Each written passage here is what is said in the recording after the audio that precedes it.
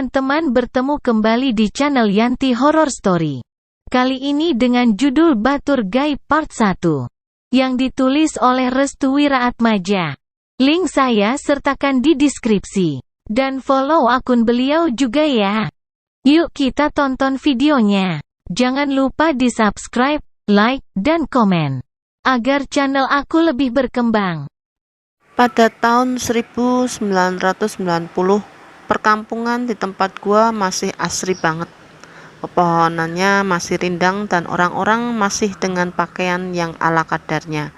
Bagi yang perempuan menggunakan tapeh atau selendang dan laki menggunakan sarung.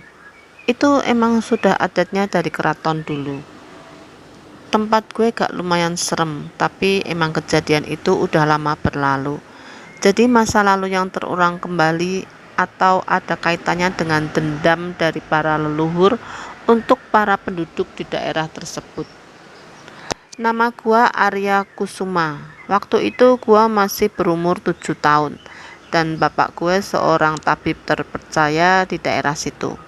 Saking banyaknya tamu, kadang ibu gua suka bantuin tamu-tamu yang berdatangan. Gua suka main bola di dekat lapangan dengan tetangga gua dulu. Namanya Rizky. Dia seumuran sama gua. Nah, gua itu main cuman sama dia doang. Karena waktu itu yang namanya teluh dan santet masih sering berkeliaran. Banaspati aja sering lewat di perkampungan gue. Tapi alhamdulillahnya dia gak berani ganggu satupun warga di daerah gua. Waktu itu keadaan emang udah sore. Gua main bola di lapangan yang jaraknya tidak terlalu jauh juga sama rumah. Tapi lapangan itu berdekatan dengan bangunan kosong. Yang kata orang zaman dulu, kita gak boleh masukin rumah kosong yang sudah ditinggali oleh pemiliknya. Karena gua masih berdarah Jawa, jadi gua gak boleh main sampai larut sore. Tapi entah kenapa, hari itu gua lupa waktu. Dan di sana ada peraturan khusus untuk semua warganya. Isinya gini peraturannya. Aja jukut barang-barang sing jero omah kosong. Aja jukut barang kang wis manjing ning omah kosong kun. Artinya jangan ambil barang-barang dari rumah kosong itu dan jangan ambil barang-barang yang sudah masuk ke rumah itu. Karena saking semangatnya gua main bola, bola itu masuk ke dalam rumah kosong itu. Suasana udah jam 5 sore. Gua membujuk Rizky untuk mengambil bola itu, tapi dia gak mau. Dia ketakutan. Riz, ayo ambil sih bolanya bareng sama saya. Tak tahulah, saya bakal dimarahin sama bapak saya. Gua paksa dia biar ngambil bola itu. Gua cari alasan karena itu bola satu-satunya. Akhirnya dia mengiyakan untuk ngambil. Jadi rumah itu bentuknya kayak rumah biasa pada umumnya. Bedanya ketika kita masuk itu udah menuju ruang tamu. Terus di sampingnya berjejer 3 kamar. Dan posisi dapur menghadap lurus ruang tamu. Dari posisinya aja udah salah. Gak boleh ngadep depan langsung untuk dapur. Pamali katanya sih. Gua sama si Arya masuk lewat jendela. Emang jendelanya udah bobrok dan mudah kita masukin karena tubuh kita kecil. Baru kita masuk itu posisi bola ada di kamar kedua. Aneh sih, tapi emang gitu. Mungkin kenceng juga sih bola. Sampai-sampai tuh bola masuk ke kamar kedua. Begitu mau gua ambil, gua lihat sesosok anak kecil berdiri di dekat lemari. Kakinya diikat pasung, mukanya berantakan. Baunya busuk banget, matanya bolong. Dia tersenyum melihat gua dan Rizky. Gua langsung ambil tuh bola dan segera kabur. Demit! Teriak gua dan Rizky. Sosok itu kagak ngejar kita berdua, cuma perasaan merinding masih ada. Di persimpangan jalan gua bilang sama Rizky, jangan bilang-bilang ke bapak dan mamahmu ya Ki, pinta gua. Oke, siap. Kita saling jaga rahasia. Gua balik ke rumah, tapi gua rasa ada yang ngikutin gua. Kresek, kresek, seperti suara kaki yang digesekkan ke tanah. Gua langsung merinding dan mempercepat langkah. Suara itu menghilang perlahan. Setelah gua nyampe di rumah, bapak gue udah ada di depan rumah sambil mengepus udutnya. Emang zaman dulu kalau mau merokok bikin sendiri dengan alat dan menyediakan paper. Dari mana nak? Tanya bapak. Main pak. Gua nunduk. Sampai maghrib tah mainnya. Gua diem aja. Karena bapak gue tabib, dia tuh nerawang gue juga gitu. Mainnya di mana aja? Gua jawab. Lapangan pak. Tadi ngambil bola di rumah kosong. Bapak gua yang denger itu langsung kaget. Dia langsung meluk gua dengan erat sambil mencium-cium tubuh gua.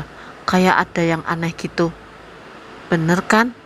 Itu yang bapak gua ucap. Gua bingung apa artinya kata yang bapak gua ucapin itu. Mah, cepet mandiin di Arya sekarang dengan bunga melati. Ibu gua langsung lari menuju tempat gua. Dan paham maksud dari bapak gua langsung nangis. Gua tahu ada yang ngikutin gua. Mandi yang bersih, terus langsung sholat dan ngaji. Itu pesan bapak gua.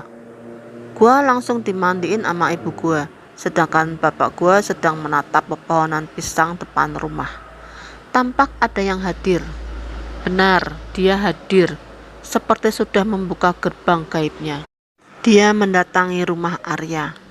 Sosok itu senyum ke bapak gua, kayak sudah akrab. Bapak gua yang tahu itu ingat masa lalu. Sontak saja bapak gua minum kopi yang sudah mendingin dan membacakan bacaan khusus, lalu menyemburkan ke arah sosok itu. Sosok itu hilang. Tapi teror demi teror masih berlanjut. Setelah kejadian kemarin, rumah gua sering kena teror. Entah kenapa, bapak gua gak pernah ngasih tahu apa yang sedang terjadi. Kemungkinan besar penunggu rumah kosong itu terbebaskan dengan masuknya gua dan Rizky. Gimana mereka gak bebas? Kita udah ngelanggar janji yang ditetapkan leluhur terdahulu. Sebenarnya yang masih dalam benak gua sekarang adalah masa lalu apa yang membuat si penunggu rumah kosong ini selalu neror rumah gua. Bukan rumah gua aja sih, hanya saja warga tertutup waktu itu. Gua udah ngeyakinin sampai sekarang bahwa penghuni rumah yang dihuni tempat itu adalah warga biasa. Sebab sampai sekarang pun masih belum ada kejelasan yang belum jelas dalam memaknai kejadian aneh tersebut. Dari teror yang pernah dirasakan gua, cuma teror ini yang agak runyam, aneh dan bikin gua geleng-geleng. Karena faktanya teror ini hanya menyerang keluarga seorang. Jadi satu hari setelah kejadian itu, ibu gua langsung marah-marah ke gua tanpa sebab. Bayangin aja, seisi rumah bau telur busuk. Lu bayangin gak sih, satu rumah bau kayak ginian dan apa yang dirasa? Benar-benar performa hari itu buruk banget. Apapun itu, kita hanya bisa diam dan berpikir, apa yang sedang terjadi dengan keluarga gua? Sampai-sampai nih, yang namanya air juga ikutan bau. Beras, sayur mayur, semuanya. Kita gak ada kejelasan sama sekali. Ibu gua selalu nyalahin gua karena peristiwa kemarin. Betapa downnya gua waktu itu. Gua hanya bisa meminta maaf dan menunduk lesu. Lain kali jangan main sampai sore. Lihat kan, ini akibatnya kalau kamu gak nurut sama bapak dan ibu. Teriak ibu gua. Minta maaf sebanyak-banyaknya bu, saya tidak tahu. Ibu gua terdiam, dia masih menunggu bapak untuk pulang ke rumah. Waktu itu bapak gua masih ada panggilan dari luar tempat gua. Emang bapak gua terkenal. Dampaknya bapak gua sering diminta menyembuhkan penyakit irasional. Karena hal itu kita jadi galau gegana dan merana. Mau mandi airnya bau gak enak. Makan juga sama rasa. Semua kacau. Akhirnya kita menuju rumah Rizky. Di sana gua ketemu sama Rizky, juga ortunya. Ibu gua yang kelihatan banget muka paniknya ditanya tuh sama bapaknya Rizky. Pak Hanif kemana Bu Mala? Tanya bapaknya Rizky. Sebut saja Pak Wahid. Mas Hanif lagi ada panggilan di luar Pak Wahid. Sudah lama? Tanya Pak Wahid. Lumayan, udah dari pagi, jawab ibu gua. Oh iya, ada perlu apa datang kemari? Tanya Pak Wahid. Rumah kita terkena teror, jawab ibu gua. Teror? Maksudnya? Tanya Pak Wahid. Seisi rumah bau endok bunker semua, kita bingung mau makan juga sama rasa. Kok bisa? Tanya Pak Wahid. Arya melanggar janji leluhur dulu. Dia memasuki rumah kosong pinggir lapangan dan mengambil sesuatu di dalamnya, jawab ibu gua. Gua yang dengar itu hanya diam. Tapi karena ibu gua pengertian, dia langsung genggam tangan saya erat-erat. Ibu tahu, saya penakut. Ya, kamu ke sana sama siapa? Tanya Pak Wahid. Dengan Rizky, Pak. Ke sana ambil apa aja sih? Tidak, Pak. Tadi itu kan kita main bola. Terus saya nendang bolanya kekencangan. Terus bolanya masuk ke rumah kosong itu. Pak Wahid menatap Rizky dan gue. Kayaknya ini pertama kali gue ditatap serius sama Pak Wahid. Serasa akan ada kejadian tidak enak gitu. Bu Mala, Ibu dan Arya makan dulu di tempat kami. Sekalian mandi. Kalau salin bisa pinjam ke istri saya. Tukasnya. Ibu mengiyakan. Kita sepakat untuk numpang mandi serta makan di rumah Pak Wahid sembari menunggu bapak datang. Baru aja gua selesai mandi, ibu gua teriak, "Demit!" Teriakan ibu gua kedengaran sampai ke tetangga sebelah. Kita semua langsung cari asal-usul suara itu. Feel gua ada di kamar mandi, karena ibu gua lagi mandi waktu itu. Benar aja, Demit itu mulai neror kita secara brutal. Ibu gua jatuh pingsan gara-gara Demit itu masuk. Ibu gua langsung dibawa sama istri Pak Wahid ke kamarnya. Sedangkan gua sama Rizky masih saling natap. Kita ngerasa bersalah banget waktu itu. Pak Wahid langsung bergegas hubungi Pak RT dan warga kampung lainnya. Ini masalah udah nyebar. Bahkan hampir warga semua keluar rumah karena teror endok bunker udah di mana-mana. Ini mesti diselesaikan, jawab salah satu warga.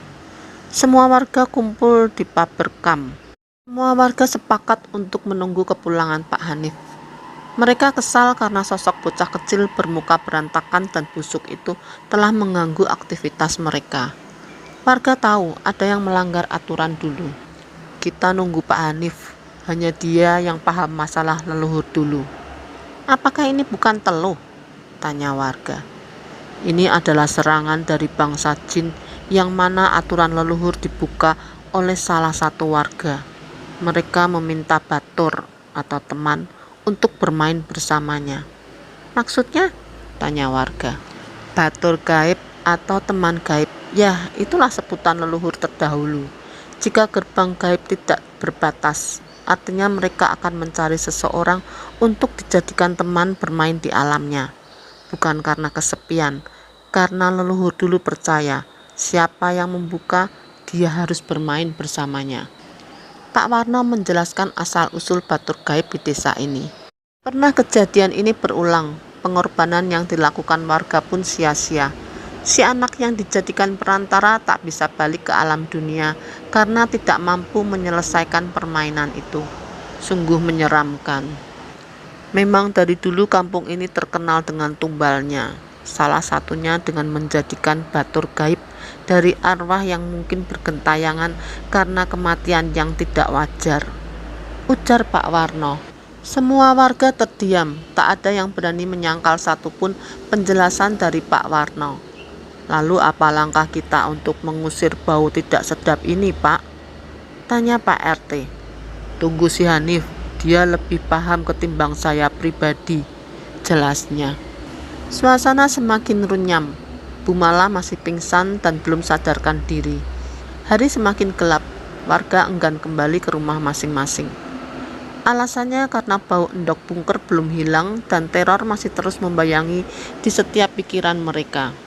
Suara motor Astrea butut milik Pak Hanif datang. Warga segera menuju ke rumah Pak Hanif. Apa yang terjadi, Pak RT? Di mana istri dan anak saya? Pak Hanif mulai panik. Sabar Pak, istirahat dulu. Kita pun sama merasakan apa yang Bapak rasakan.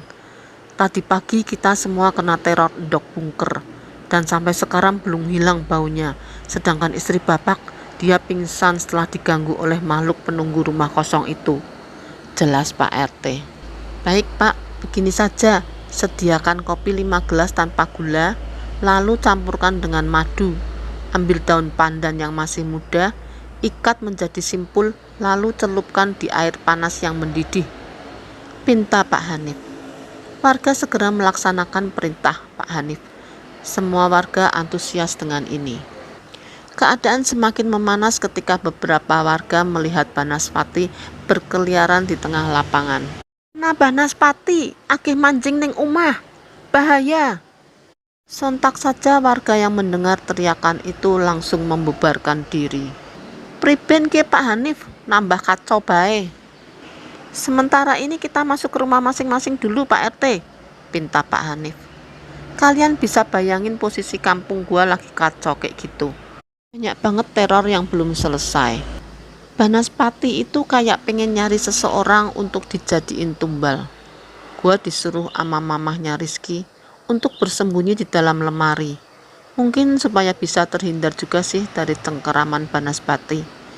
Tapi bener-bener kacau banget kampung gua. Kentongan tiap saat bunyi. Para warga melantunkan azan di masing-masing rumah mereka. Anak-anak kecil disekap di dalam lemari.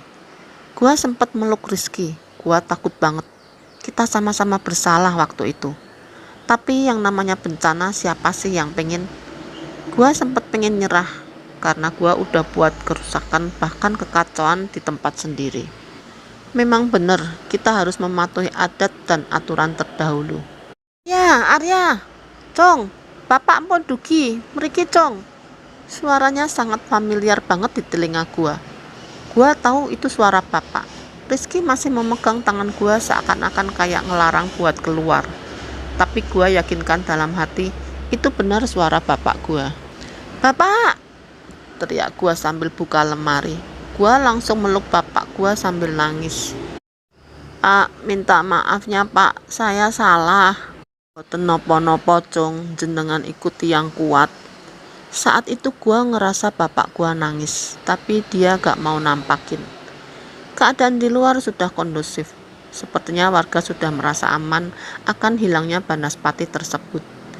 Hilangnya Banaspati bersamaan dengan azan sholat maghrib. "Alhamdulillah, wes rampung," ucap Pak Warno. Warga buru-buru menuju musola untuk menunaikan sholat maghrib. Selesai melaksanakan sholat maghrib, para warga diminta membaca surat Yasin, ayat kursi, serta 3 buah surat utama.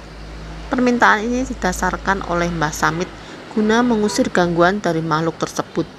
Sementara itu Pak Hanif sedang menyiapkan sesuatu. "Pak Warno, Pak RT, tolong pegangin saya dari belakang. Barangkali saya pingsan, karena saya akan mencoba berkomunikasi dengan mereka," pinta Pak Hanif kepada Pak RT dan Pak Warno. "Emangnya bisa Hanif? Apa tidak ada cara lagi?" "Ada Pak, tapi takutnya saya tidak kuat." Pak Warno hanya mengangguk pasrah. Pak RT telah siap dengan kuda-kudanya jikalau sewaktu-waktu tubuh Pak Hanif ini ambruk secara mendadak. Kopi pesanan Hanif serta daun pandan yang sudah dicelupkan di dalam air panas yang mendidih telah siap. Semua persiapan sudah matang. Bapak gue emang jago banget masalah ginian. Bahkan ini bukan sekali atau 2 kalinya. Sudah puluhan bahkan ratusan kali bapak gue ngelakuin cara ini. Kata bapak gue cara ini yang sangat ampuh. Tiba-tiba bapak gue pingsan tepat di depan tangan Pak Warno dan Pak RT. Untungnya mereka berdua dengan sigap menangkap tubuh Pak Hanif. "Udah dimulai karyanya Pak, kita nungguin sampai selesai saja," tukas Pak Warno. Kejadian ritual itu tepat di depan rumah gua. Jadi karena depan rumah gua banyak banget pepohonan pisang dan memudahkan mereka datang. Balik lagi sama 5 gelas kopi yang disediakan oleh warga dan daun pandan yang diikat simpul lalu dicelupkan di air panas yang mendidih. Apa gunanya? Kamu tahulah, itu kopi buat ngajakin para makhluk gaib dengan secara baik-baik. Kayak negosiasi gitu. Nah, kenapa gak make gula? Dahulu percaya bahwa madu adalah alternatif pemanis yang tepat setelah gula, karena mereka juga gak suka gula. Jadi cara satu-satunya menggunakan madu. Sedangkan daun pandan berguna untuk menghilangkan bau busuk yang dikeluarkan oleh tubuh makhluk tersebut. Entah filosofi dari mana, yang pasti tujuan utama bapak gua ngelakuin itu biar menghindarin kejadian yang lebih meluas lagi. Karena ruang lingkup rumah gua masih pepohonan semua. Kopi dijejerin di depan gua kayak mau nyidang interogasi gitu. Aneh memang, tapi kebetulan Pak RT dan Pak Warno yang lihat kejadian itu seperti gak percaya, karena kopi yang disuguhkan telah habis seketika. Udah gila ini Hanif, celetuk Pak RT. Semenjak itu bau endok bunker sudah menghilang, warga kembali tenang. Mbah Samit menyarankan, jika urusan gaib serahkan kepada bapak gua. Kita gak usah ikut-ikutan, tapi kita bantu sebisanya saja. Jika dia meminta bantuan kita harus segera membantunya, ucap Mbah Samit. Nif, cepat selesaikan, hawanya tidak enak sayanya, seperti ada yang mengganjal, ucap Pak RT. Keadaan bapak gua waktu itu setengah sadar, keringat dingin bercucuran, wajahnya pucat banget kayak orang dikejar-kejar setan. Tubuhnya menggigil hebat, seketika teriak, seketika menggertak, seperti negosiasi yang dipaparkan tidak berhasil. 10 menit berselang, bapak gua sadarkan diri. Bapak gua nyampein sesuatu kepada Pak RT. Pak RT, saya sudah tidak kuat. Mendengar ucapan itu, Pak RT dan Pak Warno kebingungan. Apa yang membuat bapak gua ketakutan setengah mati? Ini benar-benar ancaman. Bangsa Demit tidak terima karena kita semua sudah melanggar janji yang sudah turun-temurun disepakati. Jelas bapak gua. Lalu bagaimana solusinya? Kata Pak RT. Dianya meminta satu anak untuk dijadikan teman gaib di alam sana. Maksudnya gimana? Sebentar Pak, jangan buru-buru dulu, sanggah Pak Warno. Terus priben Pak? Tanya Pak Hanif. Sudah Pak, sudah terlanjur, bakalnya desa ini kena bencana. Kenapa kamu jadi pesimis? Ketua RT itu harus ngayomi, bukan membuat pecah belah, teriak Pak Warno. Keadaan semakin hening, Pak RT dilanda kegunahan. Pak Warno sedang memikirkan cara dan Pak Hanif masih menghela napas. Energinya mulai terkuras. Begini saja, saya punya kenalan dari daerah Talun. Siapa tahu bisa membantu, ucap Pak Warno. Oke Pak, terus kapan ingin dilanjutkannya? Pagi saja, sekarang udah malam. Pak RT buat ronda dadakan. Siap Pak Warno, tukas Pak RT. Pak Hanif, bagusnya Pak Hanif istirahat dulu di rumah Pak Wahid. Mungkin rumahnya Pak Hanif masih bisa diteror sama makhluk itu, jelas Pak Warno. Pak Hanif mengiyakan. Pak Hanif menuju rumah Pak Wahid, sedangkan Pak RT bersama Pak Warno menuju Baperkam. Untungnya warga sudah berkumpul di sana, jadi bisa mempersingkat waktu. Pak RT memberitahu maksud diadakan ronda dadakan. Saya atas nama RT meminta bantuan kepada semua warga di sini untuk turut membantu selama 3 hari ke depan karena kondisi desa yang belum stabil. Warga mengiyakan, semua tampak setuju dengan langkah Pak RT. Saya harap kita tetap berhati-hati karena kemungkinan makhluk itu masih mengincar kampung kita hingga mendapatkan batur gaib dari tempat kita. Sepertinya warga tampak menyesal karena kecerobohan yang gua sama Rizky lakukan. Tampaknya semua warga repot dan harus mengatur kegiatannya untuk kebaikan bersama. Gua masih bingung, kenapa dia mengincar gua? Apa karena gua udah ganggu? Padahal kan tujuan gua cuma ngambil bola doangan. Kadang mereka baperan amat ampe-ampe ke masalah serius begini. Mah, Arya takut. Tenang Arya, ada ibu. Bapak sebentar lagi pulang. Pukul 22.30 bapak gua datang. Posisi gua udah tidur. Sebelum ngobrol sama ibu, bapak gua minta izin sama Pak Wahid buat nginep di rumah beliau. Karena keadaannya amat runyam menurut bapak gua waktu itu. Pak Wahid ngasih kamar belakang deket dapur. Di sana udah ada ibu dan gua. Datang di kamar ibu nanyain banyak hal. Kadang juga ampe ngebentak bapak gua yang terbilang nekat. Tapi itu dilakukan demi gua, karena gua yang memulai kejadian ini terjadi. Sudah Bu, jangan dimarahin terus, kasihan. Nungguin besok, barangkali setelah ini ada jalan. Ibu gua mengiyakan. Yang gua tahu itu si penghuni rumah kosong menolak negosiasi. Dampaknya mereka akan memberikan pelajaran pada kampung gua. Kalau sudah begini, jalan satu-satunya membuat pagar gaib. Tidak bahaya tah Pak, waktu itu buat pagar gaib tapi malah Banaspati menyerang balik. Insya Allah aman, lihat besok saja. Keadaan hening, bayangan ketakutan masih menghantui tiap-tiap diri kami. Sewaktu-waktu menyerang pada malam hari. Menyeringai di malam hari sembari mendengar tawaan merasa menguasai. Batur gaib yang diminta cukup rumit. Korbankan satu anak, maka desa aman.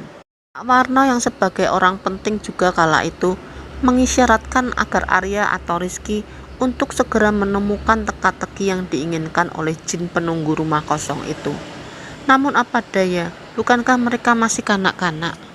Pak RT, pagi nanti si Arya sama Rizky harus bisa menemukan teka-teki ini supaya warga selamat semua. Emang apa sih teka-tekinya?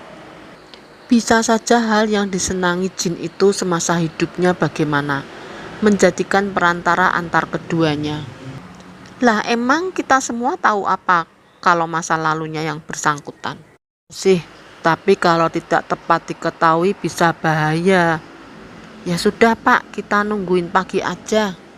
Barangkali ada jalan baru. Warno mengiyakan, mereka saling bertukar pikiran untuk sama-sama menenteramkan desanya.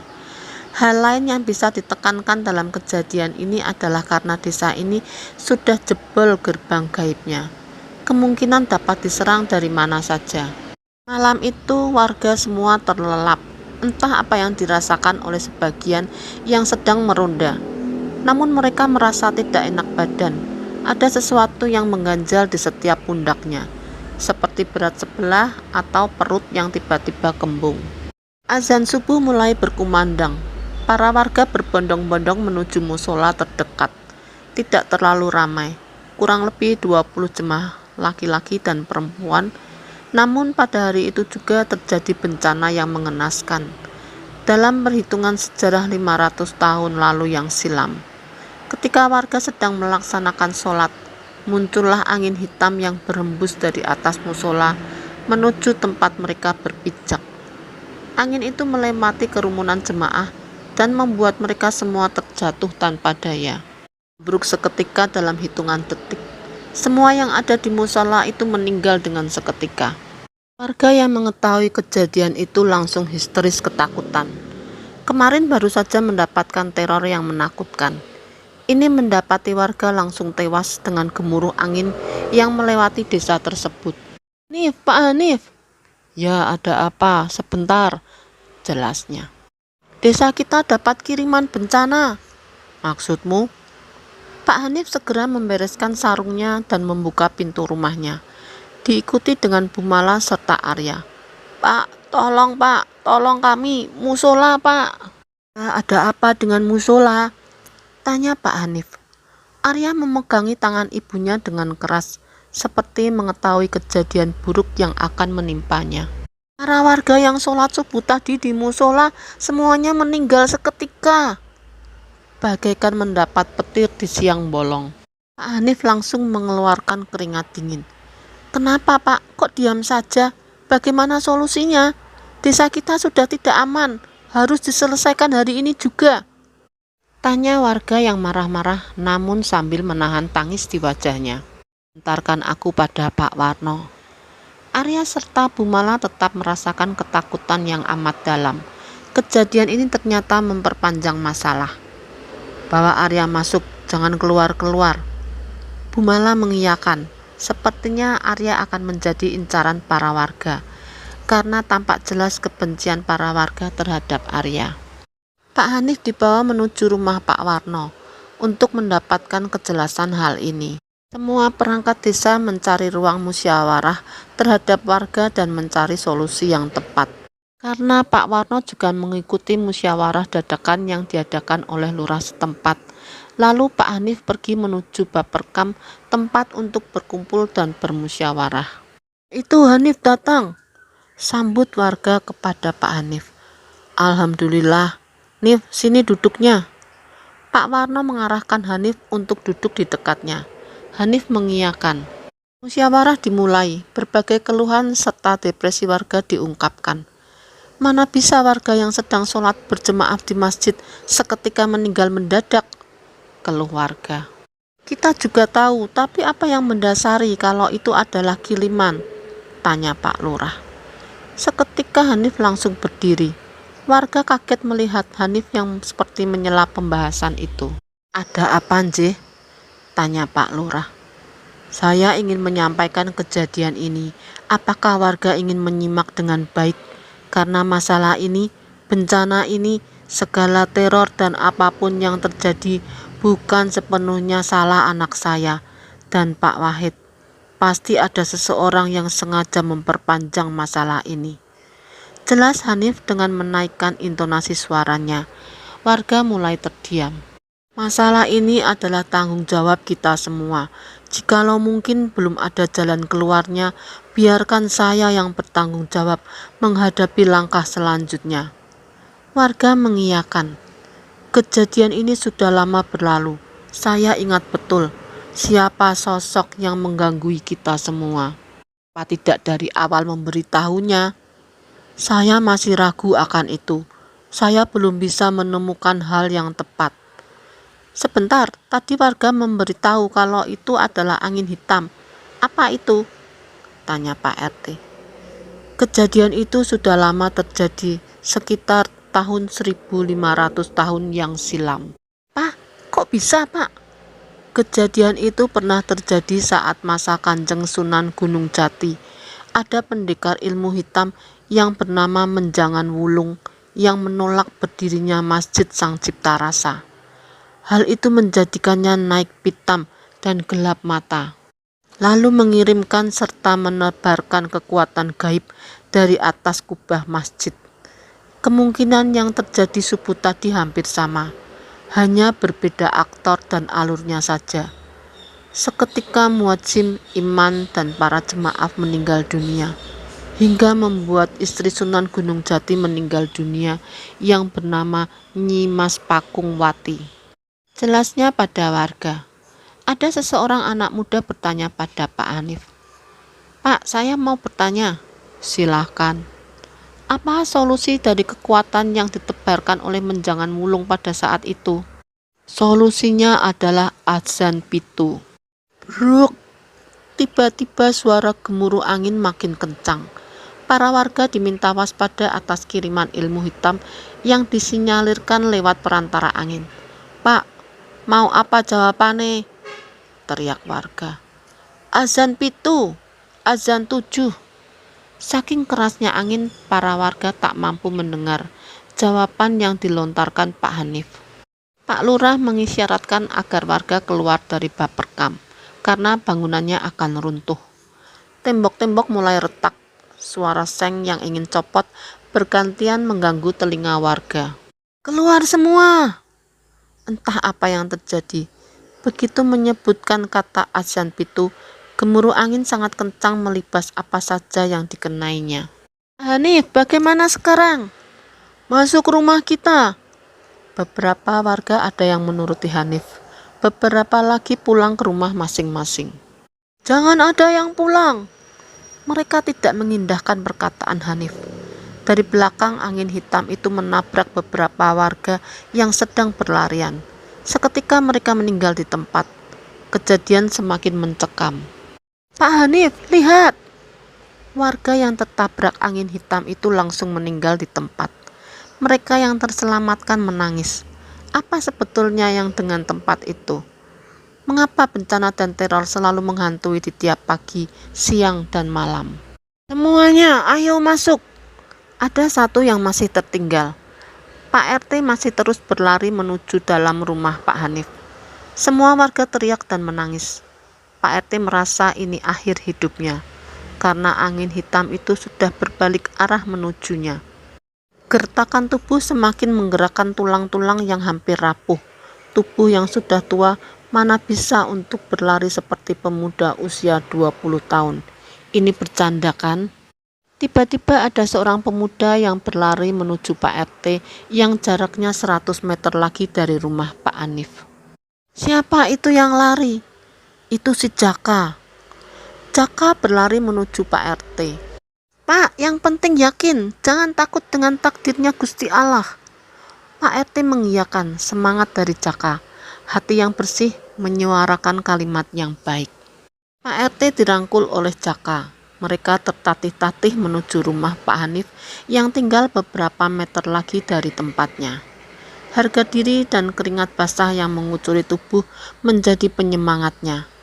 Jikalau dia mati sekarang, nanti aku mau jadi apa? Apa yang bisa kuberikan untuk semua orang di sekitarku?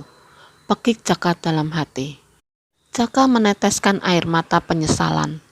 Dari wajahnya tergambar rasa haru dan senang karena bisa membantu orang dan kesempatannya untuk menyelamatkannya. Pemuda usia 20 tahun itu masih merangkul Pak RT yang mulai kehabisan tenaga. Ayo Jaka, teriaknya. Seketika dia mendorong Pak RT untuk masuk ke dalam rumah Pak Hanif. Namun Jaka terjatuh ketika mencoba merubah arah angin yang ingin mengenainya dari belakang. Benar saja, ketika Pak RT terdorong oleh Jaka, dia berhasil masuk ke dalam pintu Pak Hanif, dan pintu itu langsung menutup secara tiba-tiba. Sedangkan Jaka harus terjatuh ke arah samping kanan untuk menghindari angin yang mengembuskan dari arah belakang. Pak RT selamat. Pak RT alhamdulillah, teriak warga. Jaka di mana? Jaka di mana? Warga yang berada di dalam rumah Pak Hanif langsung memberontak untuk menyelamatkan warga. Lihat, Jaka masih hidup. Pak Hanif, kasih tahu cara mengumandangkan azan 7 sekarang. Dibutuhkan 7 pemuda berhati bersih yang mampu menghancurkan angin hitam itu, jelasnya. Ingat, angin hitam itu masih berkeliling di sekitaran sini. Mana mungkin kalian akan selamat dengan kejadian itu. Yang penting yakin. Pak Hanif tersenyum dengan apa yang diucapkan para pemuda itu. Jaka, teriak Yuda dari jendela rumah. Jaka terbangun dengan teriakan itu. Jak, alhamdulillah masih hidup. Lari ke masjid dekat kelurahan. Jaka mengiyakan. Ia seperti paham maksud Yuda. Cong, hati-hati di jalan, jelas Pak RT sambil mengelus rambut Yuda. Siap Pak. Pak Hanif mengarahkan jalan menuju pintu belakang yang lebih cepat menuju masjid. Ketika melewati itu, Yuda melihat Arya sedang mengintip dari tangga. Arya, Yuda mendekati Arya. Cong, nanti Ak Yuda sama yang lainnya akan menyelesaikan masalah ini. Doanya ya Cong. Arya mengangguk. Yuda, hati-hati. Angin ireng mau biasane gawe kerusakan. Yang artinya, Yuda hati-hati, angin hitam itu biasanya bikin kerusakan. Cari tempat yang jauh dari pepohonan. Mereka mengiyakan. Yuda dan yang lainnya segera berlari menuju masjid yang sebagai tempat untuk mengumandangkan azan. Terus kita ngapain di sini Pak? Tanya warga. Pak Warno segera menuju belakang rumah. Dia tampak khawatir dengan anak muda yang nekat menuju masjid itu. Angin ini bukan kiriman, Nif, jelas Pak Warno. Maksudnya, Pak? Angin ini dari batur gaib Arya. Warga tampak cemas dengan sebutan batur gaib yang dilontarkan oleh Pak Warno. Pak Hanif langsung menuju ke Pak Warno dengan mencengkeram kerahnya. Apa maksudnya, Pak? Teriak Hanif. Warga mencoba menenangkan keadaan. Angin ini bukan dari kiriman, tapi dari batur gaib Arya yang bernama Apta. Warga segera mengerubungi Pak Warno dan Hanif yang tampak berubah suasana. Terserah jika kamu tidak mempercayai ini, tapi ini masalah yang serius, jelas Pak Warno. Mereka masih saja berdebat dengan suasana yang masih mencekam. Gemuruh angin masih bertiup kencang. Belum lagi 7 orang pemuda sedang menjalankan misi untuk mengumandangkan azan di masjid, yang jaraknya tidak bisa dikatakan dengan penyeleneh semata. Begini saja, kita doakan dulu untuk mereka yang sedang menjalankan misi. Apapun penyebabnya akan diketahui dengan selesainya gemuruh angin ini. Jelas, Pak Lurah. Pak Hanif segera menarik kembali tangannya dari baju Pak Warno. Ingat ya Pak Warno, sesekali kau menyalahkan anakku, kau akan tahu akibatnya, ancam Pak Hanif. Pak Warno tersenyum, karena wajar saja dia sangat mencintai Arya. Sementara itu 7 orang pemuda mulai mendapatkan masalah serius. Mereka berlari melewati lapangan yang bersebelahan dengan rumah kosong itu. Dasar rumah rusak, gara-gara kamu kampung kita kena musibah, teriak Acep. Cep, pamali, jelas Yuda. Tiba-tiba angin hitam itu mengejar dari arah belakang mereka. Mereka segera berlari menuju masjid. Bener kan, kamu bikin masalah aja, jelas Firman sambil mempercepat larinya. Di tengah perjalanan Jaka mulai bergabung. Ketujuh pemuda itu lari secara bersamaan menuju masjid. Woi, jangan sampai ada yang mati ya, teriak Jaka. Mereka semua tersenyum. Pemuda santai berhati bersih tak takut takdir Tuhan yang akan terjadi di depannya kelak. Mereka punya prinsip, yang penting yakin. Angin itu menghancurkan pepohonan yang berada di sekelilingnya. Rumah-rumah menerbangkan seng juga menghancurkan tembok-tembok yang sudah lapuk. Ayo sebentar lagi. Salim tersandung batu. Dia terjatuh dan menyebabkan kakinya keseleo. Tolong, teriaknya. Salim, teriak Kiki. Woi, bantuin Salim semua. Mereka langsung berhenti dan merubah arah menuju Salim. Lim, apa yang sakit? Jaka, Acep, Irfan, Firman, Yuda segera mendekati Salim dan Kiki. Ayo kita gendong saja, pinta Jaka. Jak, kamu kuat? Insya Allah kuat, jawabnya. Kiki segera mengangkat tubuh Salim dan mengarahkannya ke belakang tubuh Jaka. Ayo, sebentar lagi. Mereka kembali berlari. Formasi pun diubah. 2 orang di belakang Jaka itu adalah Firman dan Yuda. Depan Jaka berdiri Acep, Kiki, dan Irfan. Mereka tampak kompak dengan misi yang sama. Angin hitam itu tampak menggila melihat apa yang ada di depannya. Bahkan rumah kosong yang berada di dekat lapangan pun hancur berantakan karena keganasan angin itu. Ayo! Pemuda itu tampak berada di titik akhirnya. Tenaga semakin berkurang. Angin itu makin mendekati. Jangan sampai mati! Firman dan Yuda mendorong Jaka yang berada di depannya. Jaka terdorong hebat dan menjatuhkan Salim menuju teras masjid yang sudah ada di depannya. Acep, Kiki, dan Firman yang melihat itu langsung menjatuhkan diri ke arah kanan teras masjid sebelum angin itu menabrak dirinya. Intuisi tepat dari Firman dan Yuda untuk membelokkan angin hitam itu. Ayo masuk masjid semua. Jaka segera merangkul Salim untuk memasuki masjid. Mereka langsung menuju tempat pengimanan dan berbaris. Karena Salim tak bisa berdiri tegak, dia mengangkat kaki satunya dan menyandarkan tangan ke pundak Jaka. Azan pitu dimulai. Allahu Akbar, Allahu Akbar. Gemuruh angin tampak memarah. Allahu Akbar, Allahu Akbar. Saka masjid mulai retak karena tekanan angin di luar. Mereka tampak yakin dengan azan yang dikumandangkannya. Gemuruh angin menambah keras sehingga memecahkan kaca jendela pintu depan masjid. Langit mulai menghitam.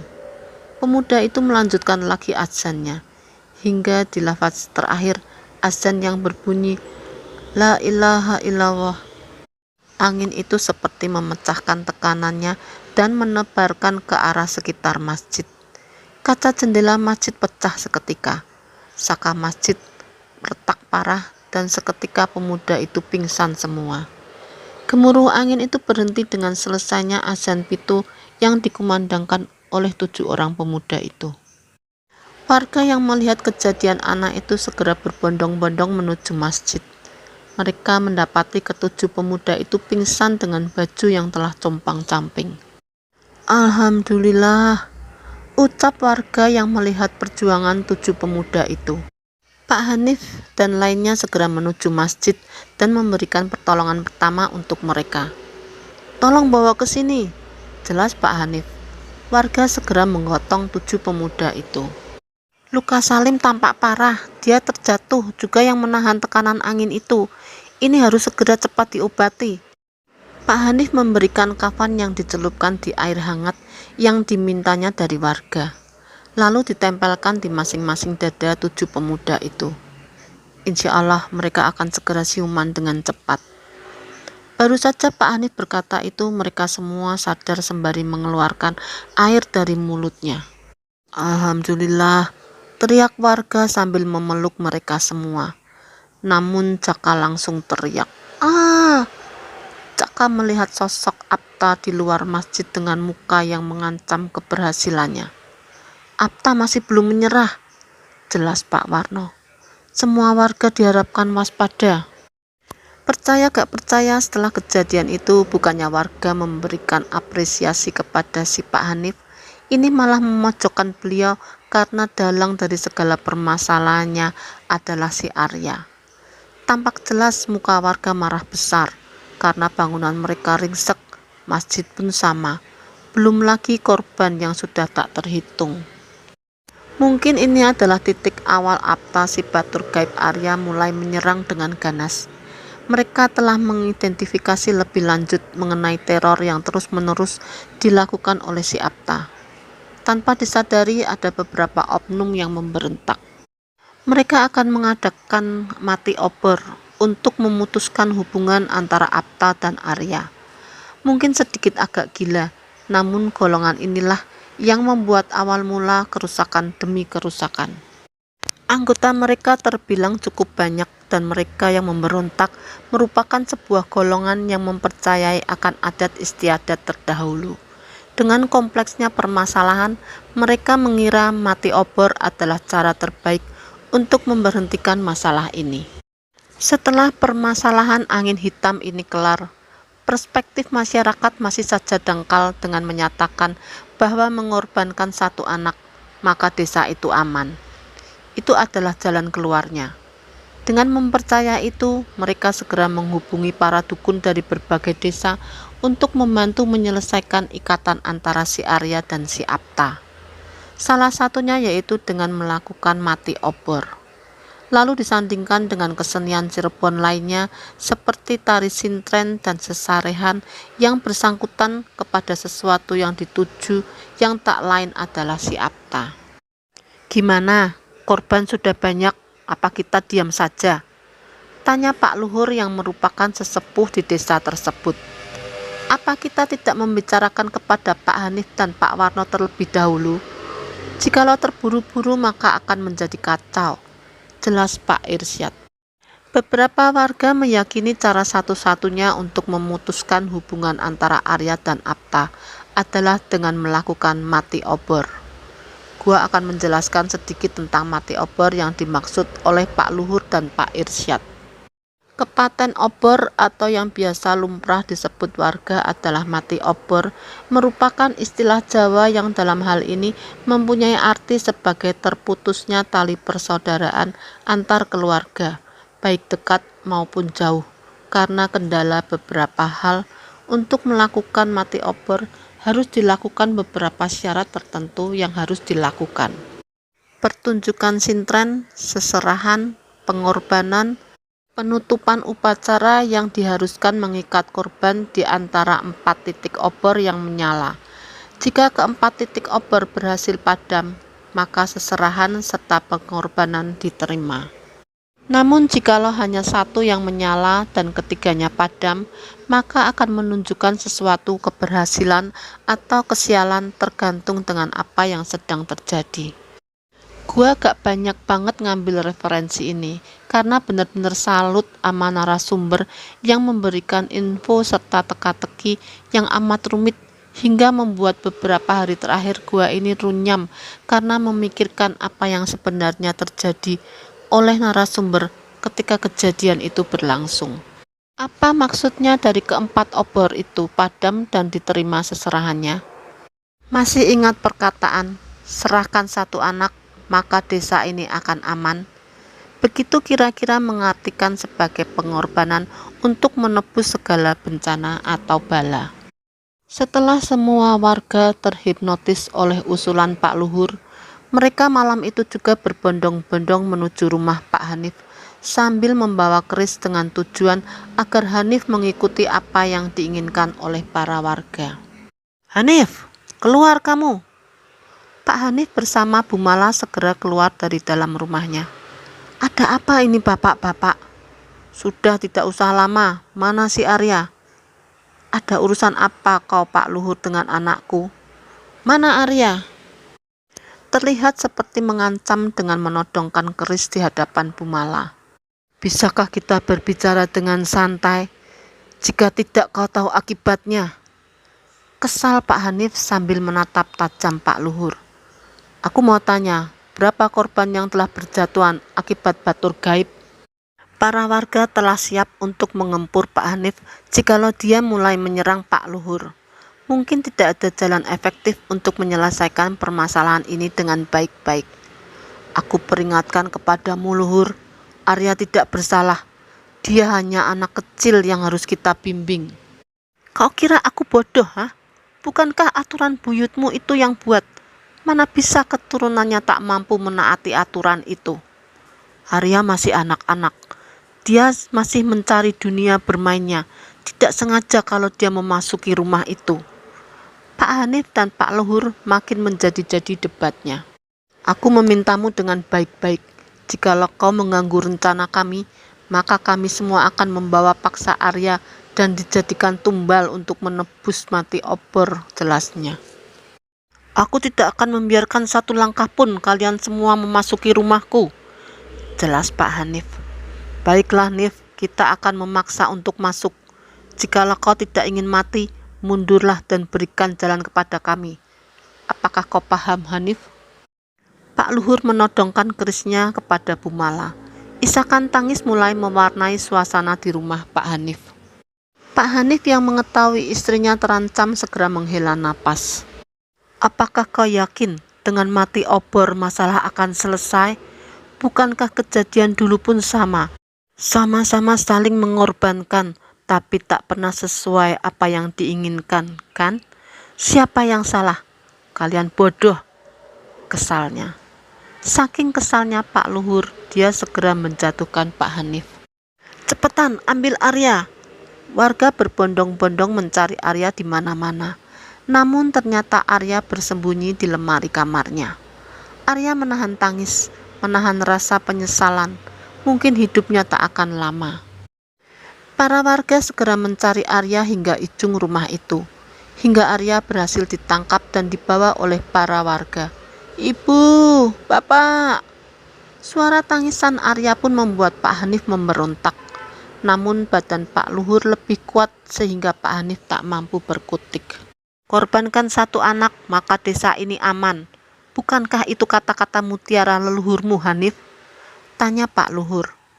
Arya segera dibawa menuju tempat Pak Luhur. Warga yang lain membuat lingkaran besar di tengah lapangan. Mereka ikatkan 4 buah obor di dalam lingkaran itu. Penari sintren telah disiapkan. Tampaknya Pak Luhur telah mempersiapkan dengan bersih. "Segerakan upacaranya," jelas Pak Luhur. Arya didandani bak pengantin sunat yang diarak oleh warga kampung. Memakai kain ala keraton, walaupun tampak berat, namun Arya tetap menerimanya. Pak Warno yang mengetahui rencana buruk dari Pak Luhur segera menemui Pak Hanif dan Bu Mala yang sedang bersedih hati. "Aku bisa membuat anakmu kembali."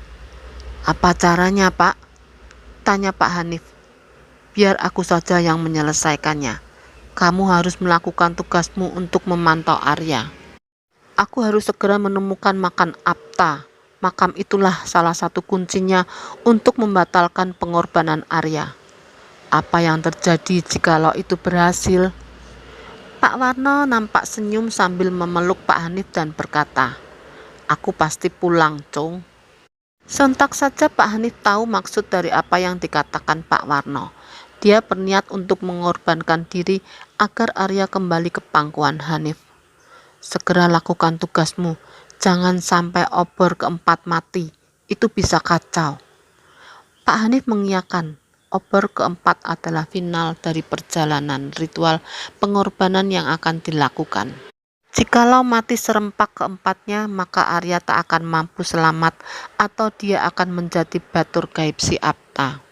Sementara itu, Pak Luhur telah melakukan proses pemanggilan leluhur dengan menyertakan tari sintren.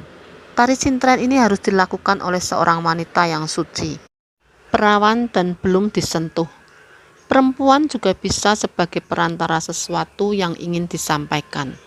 Puncaknya adalah seserahan dengan menyalakan 4 buah obor sembari meneriakkan, "Mati obor, mati obor."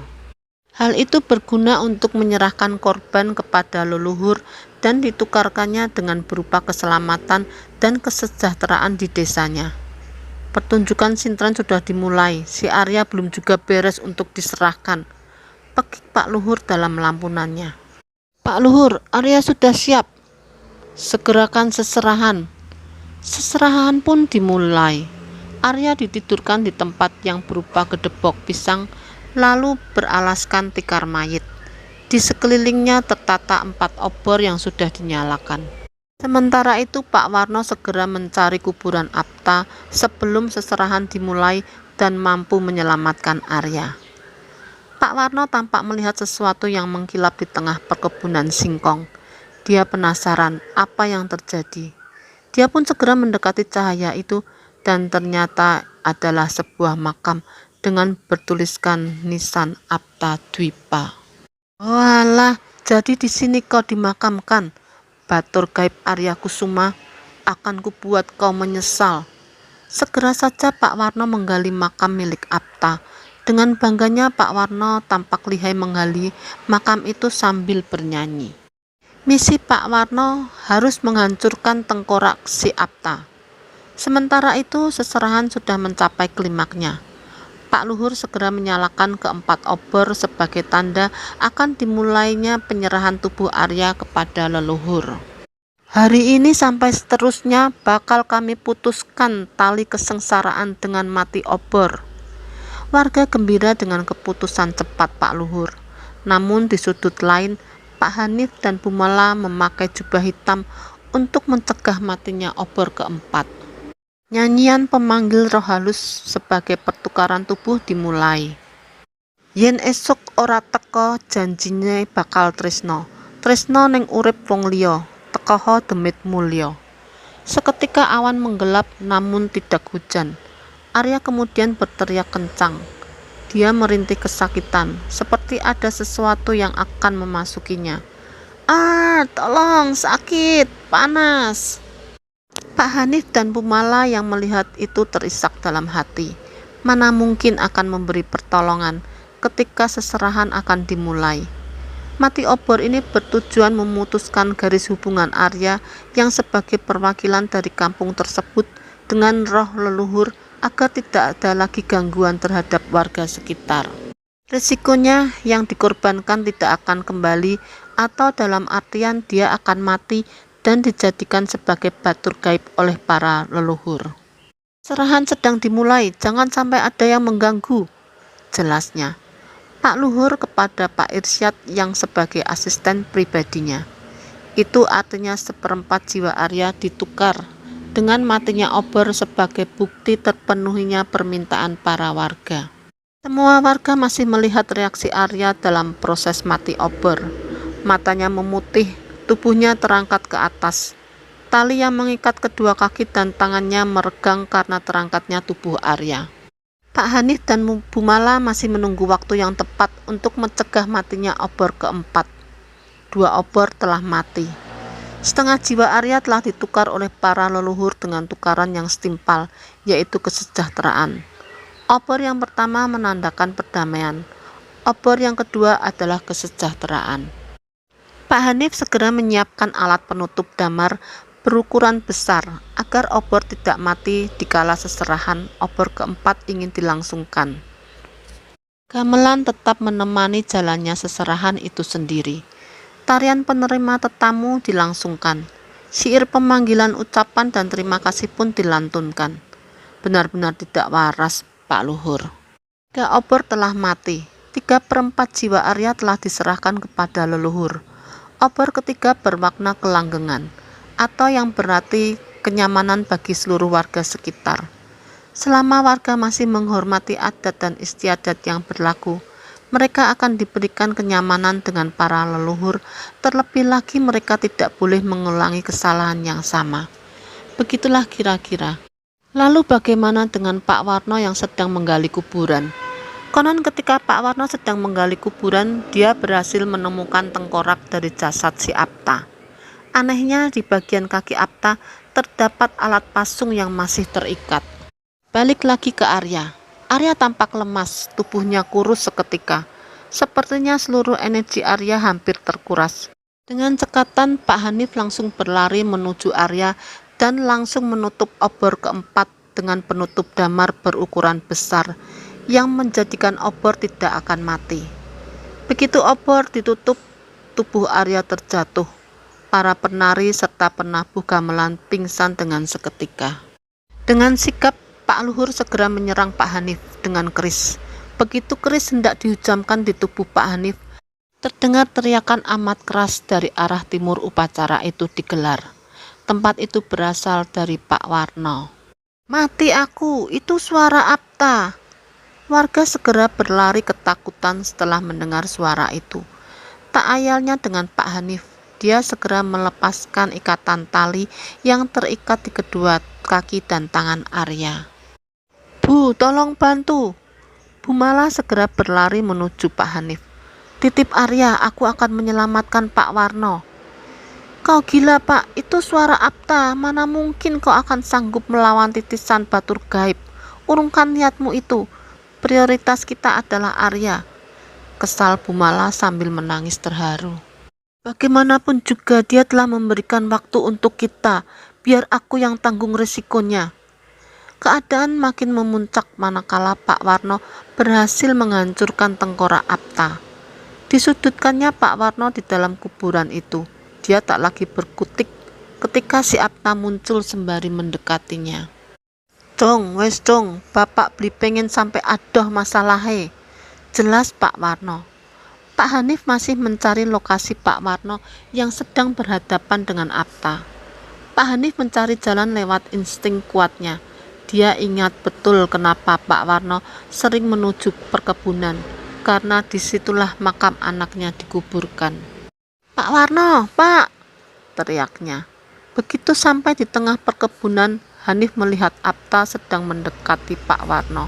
Wajahnya tergores luka sabetan pisau panjang di antara pelipis mata bagian kanan hingga dagu bagian kiri. Kedua kakinya terjepit oleh alat pasung yang masih menempel. Jari-jarinya penuh dengan darah. "Hanif, lari, pergi dari sini," jelas Pak Warno sambil mengarahkan arah. "Tidak, Pak, tidak akan lari." Apta segera mengejar Pak Hanif yang sedang berdiri di depan pohon singkong dengan jarak 50 meter darinya. Baru saja Apta berlari, dia merasakan kesakitan di kepalanya. Ternyata Pak Warno sedang memukul-mukul tengkorak Apta. "Sudah, Jong, cepat pulang." Pak Warno menangis karena mengingat kejadian masa lalu yang menimpanya beserta keluarga besarnya. "Pak, iku Apta Dwipa." "Iya, Nif."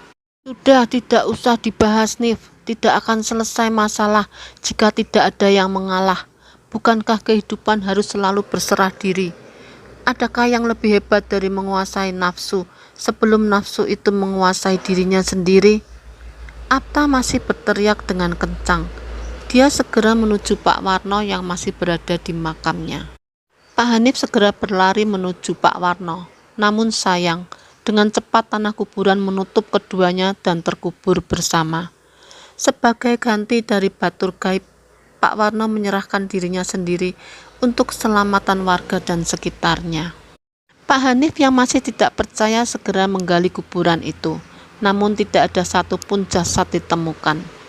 Waktu sudah memakan perjalanannya. Pak Warno mengorbankan obor keempat yang berarti kekekalan dengan kematian dirinya. Pada tahun 1995, perkebunan itu dijadikan sekolah oleh yayasan yang membeli tanah tersebut. Arya tumbuh sebagai anak remaja pada biasanya. Namun anehnya Arya tidak mengingat sedikit pun kejadian masa lalu yang menimpanya. Tahun 2003 Bumala meninggal. Terpaksa Pak Hanif dan Arya pindah menuju Jakarta. Namun hanya 1 tahun saja.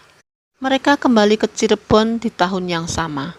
Pak Hanif menikah dengan seorang janda yang berusia 35 tahun yang berarti beda 10 tahun darinya dan melahirkan 1 anak laki-laki yang diberi nama Apta Dwipa Kusuma. Batur gaib belum selesai.